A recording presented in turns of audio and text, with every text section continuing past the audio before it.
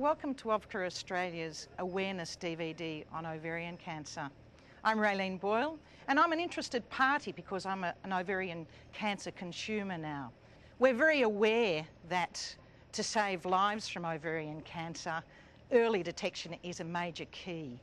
Women need to follow their instincts about their health, and if you do have any concerns at all, follow them through to a reasonable outcome. We want women to share the information on this DVD. And if you have any worries at all, please be sure to go and see your GP. My family wasn't really aware of ovarian cancer until my mother's sister, my auntie, was diagnosed. She was about 65 years of age. I guess we didn't realise that Mum would eventually be affected by it as well. But 3 years later, Mum was suffering from what we now know are symptoms of ovarian cancer and went to see the GP. She was sent off for a series of tests to confirmed that it could be ovarian cancer. Her ovary, that is normally the size of an almond, was 16 by 8 centimetres, so it had grown considerably and moved out of the ovary. Unfortunately, Mum passed away in 2001. She put up a very good fight, but unfortunately she didn't make it. So I guess the reason we're so passionate about it and the reason I'm so passionate about it is because we want to make sure that other daughters, other women, don't have to go through what my mum went through and what my family has been through.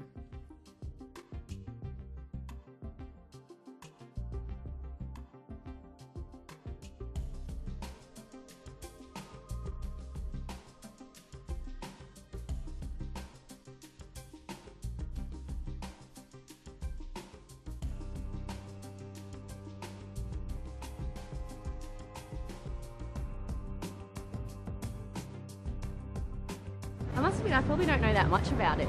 Not much. Yeah, not much at all. Yeah. Not much idea about how it's happening, why, I don't know. No idea. I would guess they're like stabbing pains maybe. I wouldn't know what to look for. Honestly, no. No.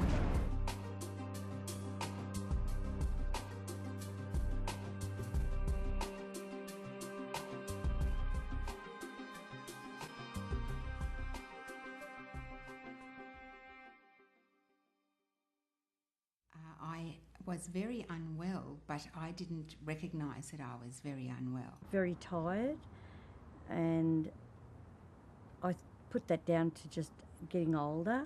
I'd been quite sick, and I guess in hindsight, looking back, I'd probably been sick for about 3 or 4 months, but didn't realise that there was anything wrong. The symptoms that accompany cancer of the ovary are silent symptoms. They are symptoms that are non-specific. They are symptoms that a woman gets regularly. Unfortunately, there's symptoms that men have sometimes as well, things like backache, things like gastrointestinal changes, so bowel habit changes, indigestion, those kind of things that we can suffer from at any time in our life.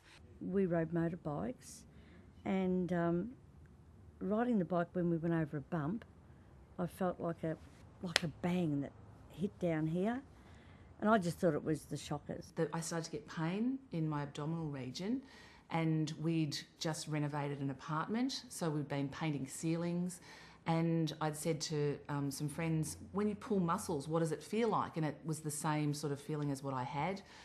And probably about 6 weeks later, the pain hadn't gone, and so I was still trying to diagnose myself and asking questions about how long does the pain last when you pull muscles, and it seemed that it had been going on a bit long, so I went to my doctor. I was totally exhausted all the time.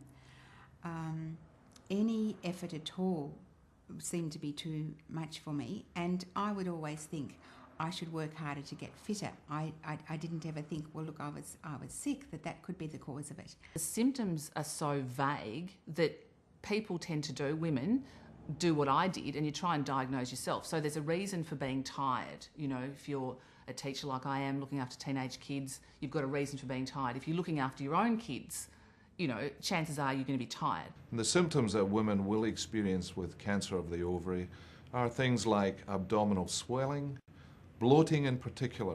Sometimes they press on the bowel, so they can cause an irregular bowel habit, pass urine more frequently, severe pressure in the pelvis. The important thing for women to realise is that if these symptoms are persistent, symptoms continue for 1 or 2 weeks, hopefully a woman will realise that this is not normal, and she will then go to her doctor for advice.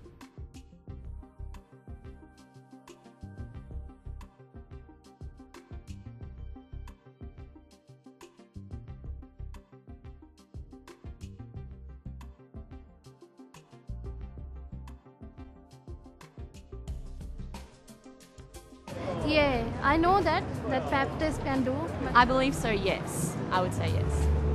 To a certain degree, I think so.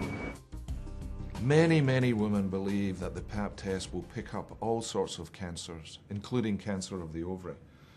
However, I think it's pretty obvious that a pap test, which is taken from the outside of the cervix through the vagina, will very well detect any abnormalities here, but the ovaries are miles away from the cervix, so it's very unlikely that a test on the cervix will pick up an abnormality of the ovary. The first thing I do is a transvaginal ultrasound, and it's very important that that ultrasound is done by a gynecological ultrasound group, not just at your normal x-ray place, because the quality of the scans is far superior, and they're gynecologists, they know what they're looking for. So she sent me for an ultrasound, and I went for the ultrasound on the Saturday, and then the person doing the ultrasound sent me straight back to the doctor, and I went into the Mercy Hospital on the Monday morning. Ovarian cancer will not be detected by pap smears, and women should certainly not rely on a pap smear for anything else but detection of abnormal cells from the cervix.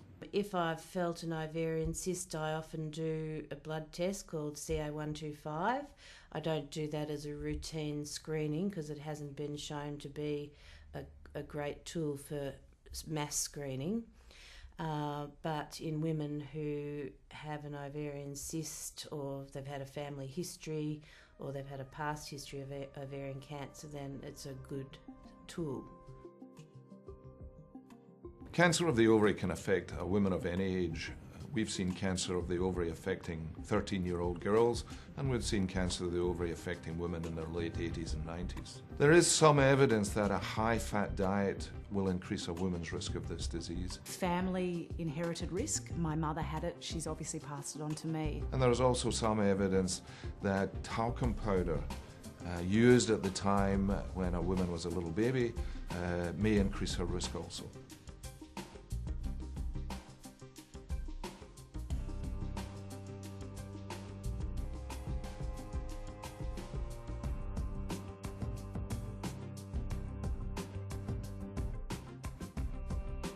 I would urge women to be responsible for their own health. I think women have to be proactive, Take note of their bodies. and you know when there's something wrong.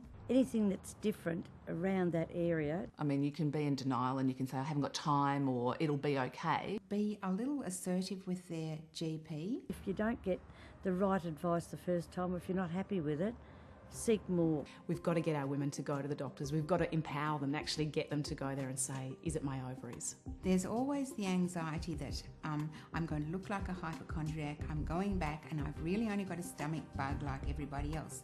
But what does that matter when you're playing with your life? The good news is that we know if women go to their doctors with the early symptoms of ovarian cancer, that their diagnosis will be made earlier, and as a result of that, their cure rate will be more than 80%. This is good news for women, so let's encourage women to go along to their family doctors if they're worried about their symptoms.